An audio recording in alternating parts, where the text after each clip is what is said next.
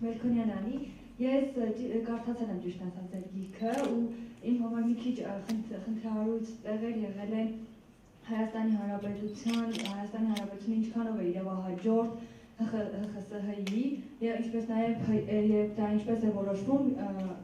երբ որ Հայաստանը արդեն ԱՊՀ մաս է կազմում, այդ հարցերում մի փոքր ինձ մոտ անորոշություն կա, էլի։ Խոսքը իրավահաջորդության մասին։ Ես երկու օր առաջ մի քննարկման էի, մեր պատմաբաններից մեկը ասեց, դե Լոզանի պայմանագրով Թուրքիան իրեն իրավահաջորդ է հայտարարել միայն Օսմանյան քաղաքացիության պարտքերի մասով։ Որը սխալ հայտարարություն է, որտեղ իսկույն լավ է այնտեղ մի քանի իրավաբան կային, պաշտպանեցին իմ տեսակետը, որ իրավահաջորդությունը դա հայտարարելով չի։ Իրավահաջորդությունը փոխանցվում է տարածքով։ Այսինքն, եթե որևէ երկիր օրինակի համար զուտ իհարկե Աստված չանի, բայց տեսականորեն պատկերացնենք, որ Հայաստանի Հանրապետության տարածքի վրա վաղը ձևավորվի քրդական պետություն,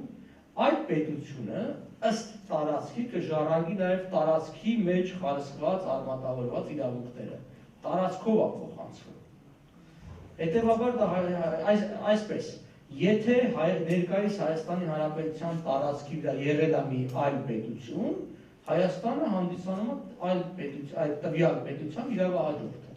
Հիմա արդյոք Հայաստանի Հանրապետությունը հանդիսանում է ՀՍՍՀ-ի իրավահաջորդը։ Իրավահաջորդությունը բնականաբար կարող է լինի միայն միջազգային իրավունքների սուբյեկտների միջև։ Այսինքն պետությունը կարող է իրավահաջորդ լինի մյուս պետության հետ։ Հարց է առաջանում, իսկ Հայաստանի Սովետական Սոցիալիստական Հանրապետությունը պետություն է, թե ոչ։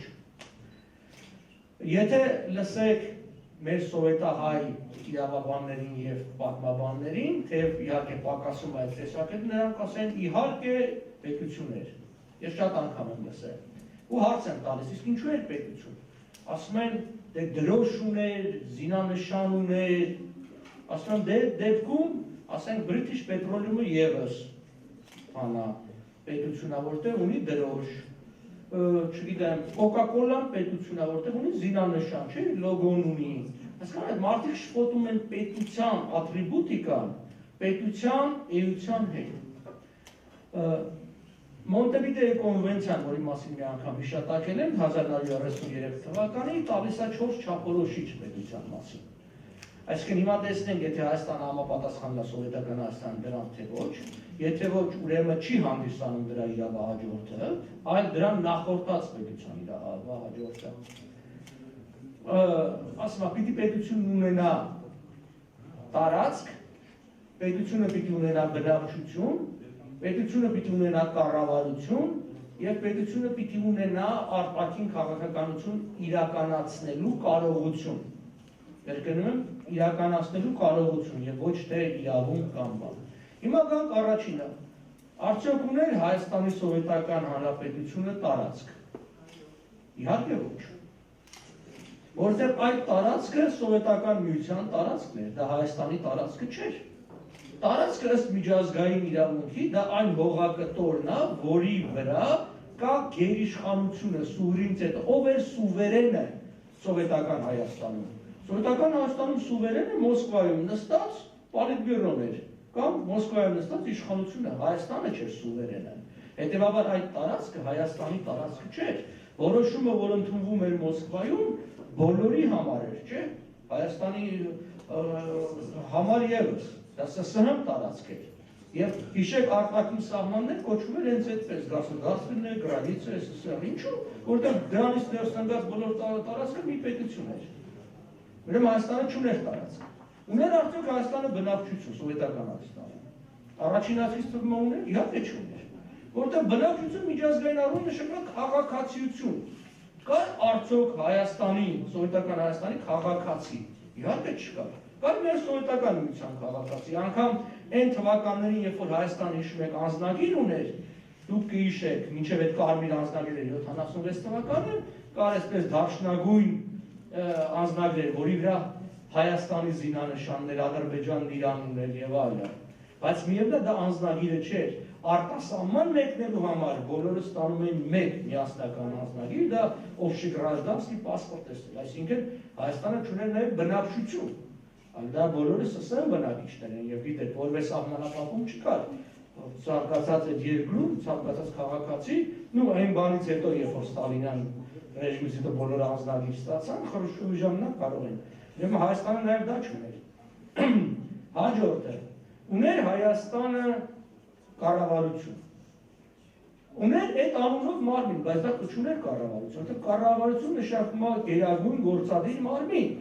բայց այս կառավարությունը ըստ էության, ոնց որ ասած, ռայսովետ էր հանրապետության չափանիշներով, էլի կառավարությունը Մոսկվան որոշում էր, այստեղ իրականացնում են։ Անունը թող չշփոթեցնի, մարդկանց ընդհանրապես անունն է շփոթեցնում։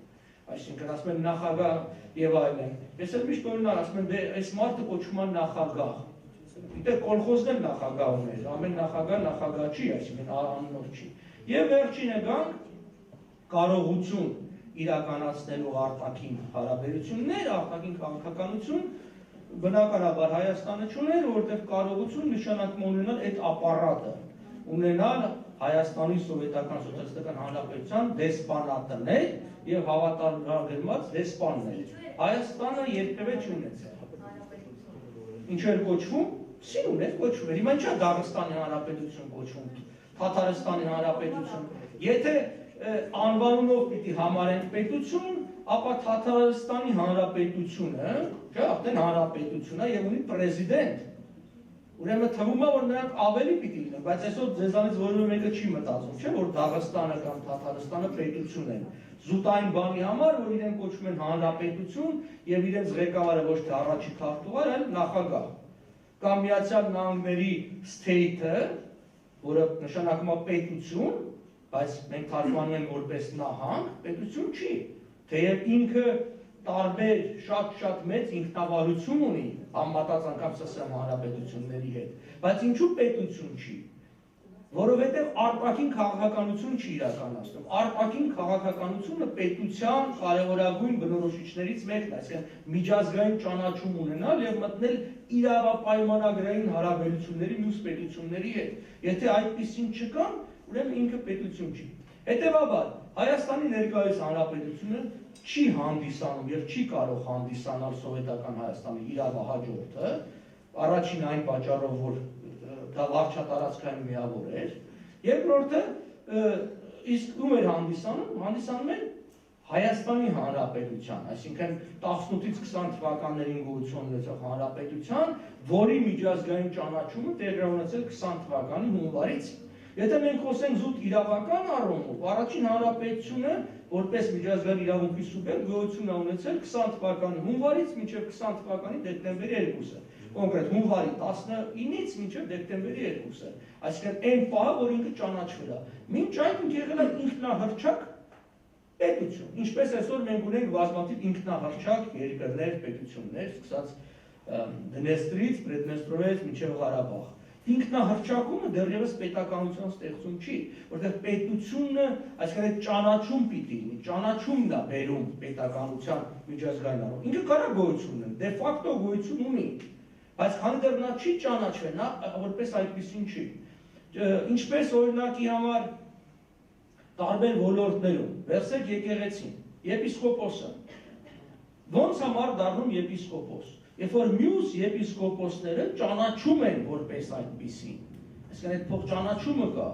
ոնց է մարդ դառնում օրենքով գող։ Երբ որ մյուս օրենքով գողերը իրեն ճանաչում են որպես այդպիսին, այսինքն նույն հարթության վրա գտնվող սուբյեկտը պիտի ճանաչի իրեն հավասար, այսինքն արդեն ճանաչված պետությունները պիտի քեզ ճանաչեն որպես պետություն։ Այստեղ ուզում եմ ուշադրություն դարձնել արդեն ճանաչված պետությունները,